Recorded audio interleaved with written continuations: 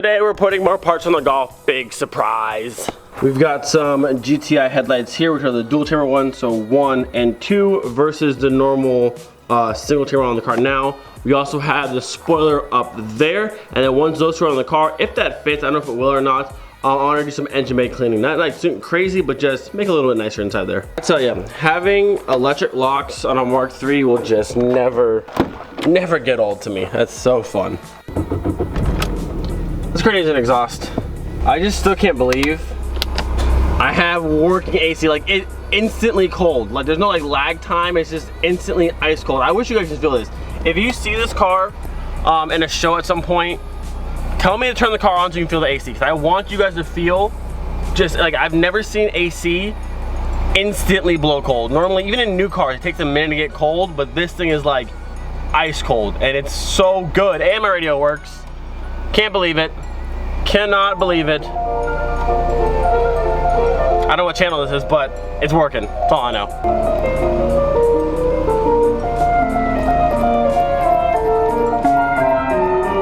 Before I pull these ones out, I'm gonna check the connectors in the back and make sure everything's the same between this style headlight and this one. I believe it is, but I just want to verify before I pull everything out. Got this one plugged up in the back. The connector fits the same. Gonna make sure we still have some lights. Turn this on. That one's on, and that one's on. Cool. So they should work no problem. Now we can go ahead and pull these ones out and swap in our new fancy ones. Okay, so funny story. I was talking to Greg on the phone last night, and I know a lot of you guys said it as well. You said that it wasn't my radio that was leaking, it was the AC condenser that was leaking, but thinking back now, it's fine. The thing was, we had just washed the car, so it was literally just water from washing the car that was sitting inside here. It's not actually leaking. So all of this, obviously by the AC working, is fine. So no radiator leaking, no condenser leaking, we're all set. Little side by side, you can see the differences, 1, 2 versus just the 1. This one does have this thing here, and this one has a hole it's missing there. So I think I might need to transfer that to this one, but I think other than that, we should be all good.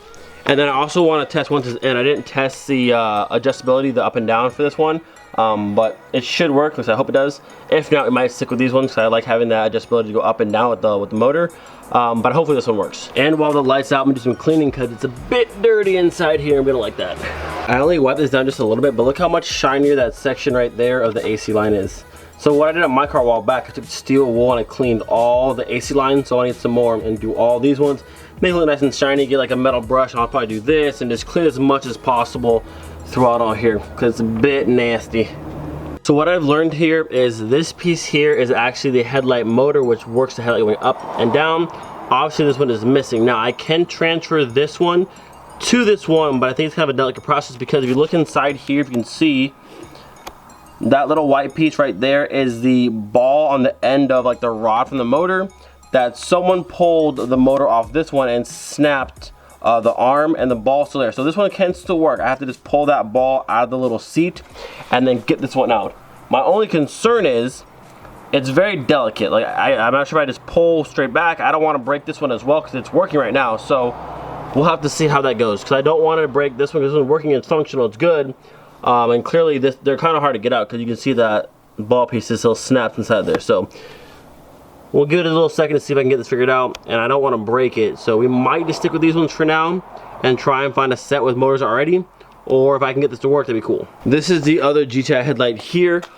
This one also had the motor removed, but inside this one, you can see it's not broken. So they removed this one successfully and they broke that one. So it is possible to do. I just don't want to go snap anything, because it looks like that little ball that sits inside that seat might be a bit of a pain to pop out of there, but I'm gonna try my best. I figured it out. So I thought you had to pull the ball out of this little cup seat here, but what you actually do, this little tab on the top right, hold on. The little tab right here on the top section here, or it should be on the bottom inside the light, it'd be like this. You have to get underneath this and pull this section so this little tooth piece comes out, and you pull the entire thing out. You don't actually pull the ball out of the seat. It's all one unit with the motor. So what I can do with this one is hopefully do the same thing, pop the entire thing off, and then swap the motors over to here, and we should be good to go. I tried finding videos on how to replace the motor in these things. I couldn't find anything, so if you're ever wanting to pull the motor out of one of these lights, you have to get under the tab and pop the whole thing off. You don't want to just yank on that because you will do this and you'll snap it. I've done it. I have removed a motor and not broken it. Now, as you can see, I didn't pull the tab piece off of this one because the style is actually different. So if you look inside here, that one slides in from the side, whereas this one pops straight in. So I'm not sure if I can make this motor work on this headlight. I'm gonna try. I'm gonna try my best. So it looks like this motor here, with this style, obviously it's different than there, but it looks like this motor will work with this cup style. So I'm gonna put this one on that one, and then we should be good to go. The dimensions seem to be the same. It all reaches fine. So I think we've done it. I also need to swap out the E-code bulb from this one to this one because this one's blown. But other than that, I think this is gonna work. It's starting to rain. No, no, no, no, no, no, no. Something to also note, every manual car I've been in over here in Europe does not need the clutch to be started. So no clutch, neutral obviously. R32 does it. Every manual car I've been in over here does not need the clutch to be pressed in. Kind of weird, I thought. Now she's safe from the rain, we can continue our headlight project. All right, this will be our test to see if everything works. I've swapped the E-code light, the motor's in. We should be good to go. We're gonna do a full test and see what we got.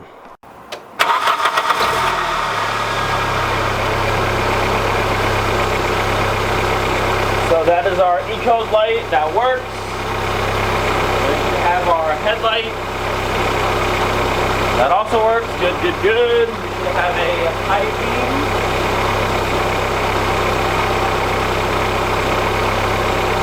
That thing is as bright as ever. All right, that works. And we can have adjusters. Let's see.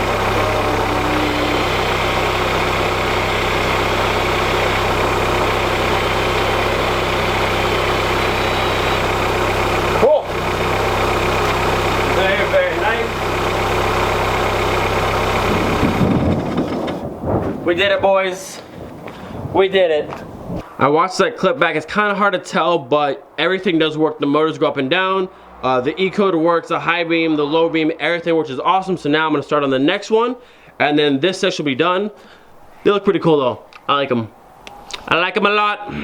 I do have to do a little bit of mending on this one. This one, if you remember, had that broken piece in the bottom right there. It's not too bad. You can't even see it from the front side. But what I'm gonna do, pop this clip off, pull the whole piece out, silicone it back in, and it should be no problem. And then we'll go ahead and put the motors in and then back in the car. Bam!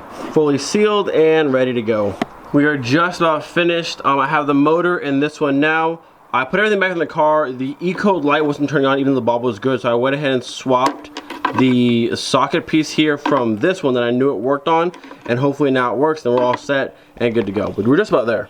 Alright, so as you can see, this E-code's on, this one is still not on. I've tried everything. I've used the plug on that side.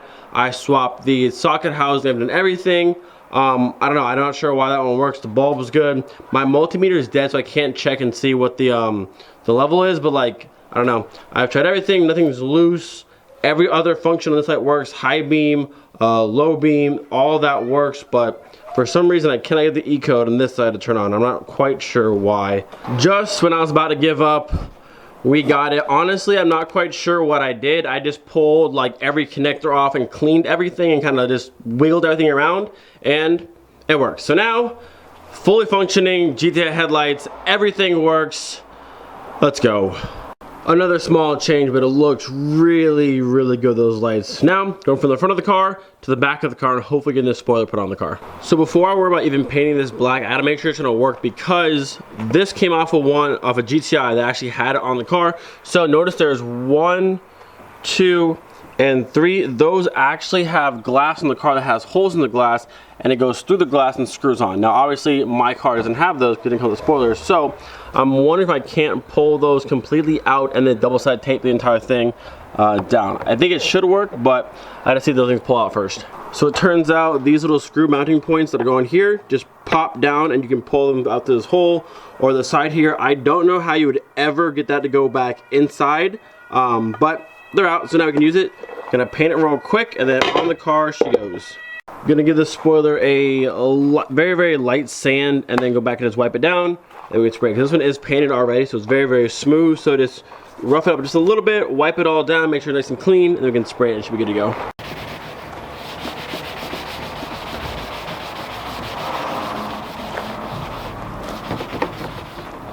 sanding portion is done.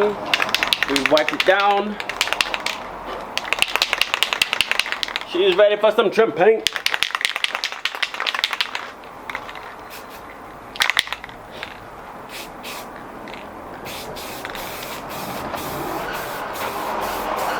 While we wait for this to dry, I'm going to use some of the Turtle Wax upholstery cleaner on these seats.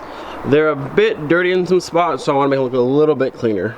You can see like through here where it's kind of dirty and there's a bit of a stain right there, so hopefully we can get all that kind of stuff out of there. With this, I kind of just mist it over the entire seat, like so. Grab your little brush and then you go to work. Seat's looking a whole bunch better. Once that dries right there, I think I got the stain out as well, which would be sick. Now I'm going to go ahead and clean these windows. If you see, the inside of the windows is super like streaky. I can't know if you can tell on camera or not. The outside we cleaned obviously, but the insides are super gross. So we'll do those next, and then that should be just about done drying. Hopefully you can tell on camera, but this one I just cleaned. It's such a pain to clean windows and have no streaks. I watched a video from the Ammo NYC, the detailing guys, and how you like use a little bit of cleaner and also have like a dry rag. So I got a lot of it done. But look at this front window here. This one's way, you can see all the streaks and it's really nasty. And this one's actually like pretty clean and clear now. So got a whole bunch more to do, but we're getting there. It's honestly crazy how much of a difference just having clean windows inside and out actually makes. I don't know if you can tell on camera or from previous clips from earlier today, but it looks so, like you can see clean through the car now. Like no issues, no dirt. Definitely not bad. And it's also crazy how much of a workout scrubbing and scrubbing your windows is to get all the streaks out, but it's worth it. Okay, at this point, that should be dry. Spoiler can go on. We can see the car looks. We have officially reached our stopping point for the day, and the car is looking really, really good.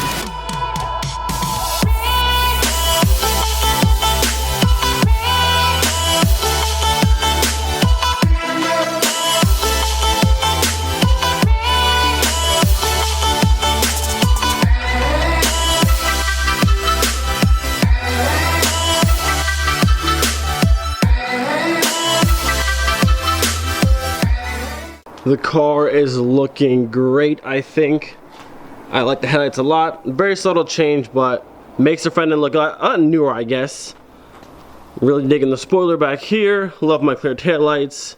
She is looking very, very good. Hopefully within the next couple of weeks, we'll be doing suspension. I don't know if we're gonna do coilovers. I would love to go right to bags, but probably not. Probably do coilovers first, find some wheels, and then like I said, I might have a set of wheels coming. It depends on if we work out shipping, but we'll see. But wheels, coilovers, we need to do exhaust. I found a couple of different exhaust tips that I like. Well, they're full exhaust systems, but they have nice exhaust tips, which is very important. Gotta have a nice polished tip. But other than that, the car is going very, very, very nice. I also found someone who has a Momo hub. So once the car is inspected and passes that, which it should no problem, we'll swap out the steering wheel, probably put my old wood Momo in there, which would be pretty cool. Just lots of things to this car. I have ordered some clear side markers, so those are on the way. The crank sensor is on its way as well. But other than that, we have AC, we have a radio, we run and drives. The cars, I don't know. This is too good. I don't have cars with AC. This is weird. This is super weird. I hope you guys enjoyed today's video. As always, thank you guys so much for the love and support. It means the world to me. Don't forget, be thankful for every single day. We'll see you guys next time. Peace.